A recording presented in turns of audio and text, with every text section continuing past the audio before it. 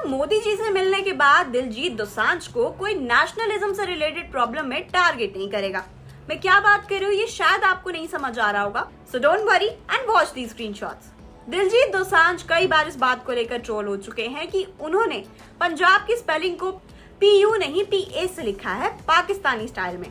आज हम बात करेंगे कंट्रोवर्शियल टॉपिक पर जो दिलजीत दोसांझ नेशनलिज्म और पॉलिटिक्स से डायरेक्टली जुड़ा हुआ है।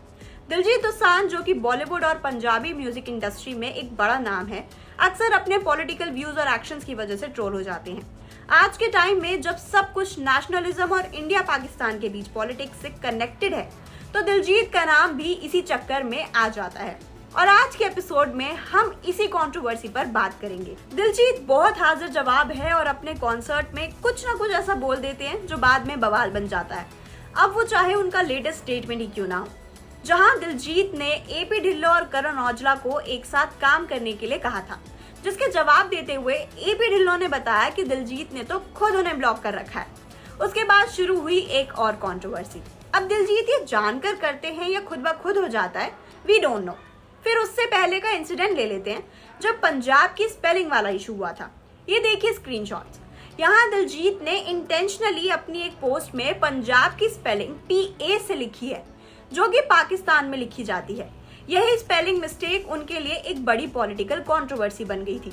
इस गलती को लोगों ने पाकिस्तान का सपोर्ट करने के लिए एक डेलिबरेट एक्ट समझा। ऐसे मूवमेंट्स में पब्लिक फिगर के हर वर्ड और एक्शन को ट्रोल करना इजी होता है, और दिलजीत के केस में भी ये कुछ अलग नहीं था। लोगों ने सोचा ये तो पाकिस्तानी स्टाइल में पंजाब लिख रहे हैं, ये क्या हो रहा है। दिलजीत का इन्वॉल्वमेंट तब और बढ़ गया जब उन्होंने फार्म लॉस के अगेंस्ट अपनी आवाज उठाई थी। जब पंजाब और दूसरे पार्ट्स ऑफ इंडिया के किसान प्रोटेस्ट कर रहे थे, दिलजीत उनके साथ खड़े थे। उन्होंने अपने सोशल मीडिया प्लेटफॉर्म्स पर गवर्नमेंट के डिसीजंस को क्रिटिसाइज किया और किसानों को सपोर्ट किया था। ये उनके लिए एक और चैलेंज बन गया, क्योंकि जब आप गवर्नमेंट के खिलाफ बात करते हो तो आपको अपनी पेट्रियोटिज्म पर सवाल उठते देखना पड़ता है। दिलजीत को कहा गया कि उनका पाकिस्तान के साथ कुछ नाता है या फिर वो कंट्री के अगेंस्ट जा रहे हैं। इस सिचुएशन में उनके कई बार नेशनलिस्ट ने टारगेट किया और बोला कि ये एंटी नेशनल है। ये देखिए स्क्रीनशॉट्स। उन्होंने जब फार्मर्स के लिए रैलीज में भाग लिया तो लोगों ने कहा कि ये पब्लिक फिगर अपने इमेज को खत्म कर रहे हैं और ये पॉलिटिकल डिबेट्स को अननेसेसरली एम्पलीफाई कर रहे हैं। लेकिन फिर कुछ टाइम पहले एक टर्न आया। प्राइम मिनिस्टर नरेंद्र मोदी ने बॉलीवुड के कई सेलिब्रिटीज को अपने साथ मीटिंग के लिए बुलाया।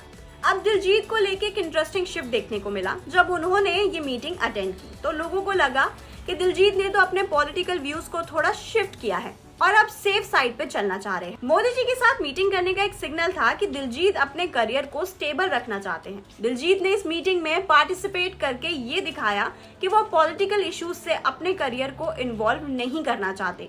ये एक सेफ साइड स्ट्रैटेजी थी। जब एक सेलिब्रिटी किसी गवर्नमेंट ऑफिशियल के साथ बैठता है तो वो इनडायरेक्टली अपनी पोजीशनिंग को चेंज करता है, अपने पब्लिक इमेज को थोड़ा न्यूट्रल बनाने के लिए। नेशनलिज्म अब इंडिया में इतना स्ट्रॉन्ग और पोलराइजिंग इशू बन चुका है कि कोई भी पब्लिक फिगर इससे दूर नहीं रह सकता। दिलजीत की स्टोरी ये दिखाती है कि कैसे आज के टाइम में सेलिब्रिटीज को पॉलिटिक्स से बचने के लिए स्ट्रैटेजिक मूव्स लेने पड़ते हैं। अगर कोई एक्टर या सिंगर अपनी पॉलिटिकल व्यूज को ओपनली एक्सप्रेस करता है तो उसको ट्रोल्स और क्रिटिसिज्म का सामना करना पड़ता है और ये पब्लिक प्रेशर काफी इंटेंस हो सकता है। अब दो सवाल सामने आते हैं कि जो उनके एंटी गवर्नमेंट वाले फैंस थे वो क्या बोलेंगे, और जो मोदी जी के सपोर्टर्स जो दिलजीत को हेट करते हैं वो क्या बोलेंगे, और इन सब के बीच दिलजीत को क्या फायदा मिलेगा। क्या उनकी ट्रोलिंग रुक जाएगी, क्या उनको टारगेट करना बंद कर देंगे लोग।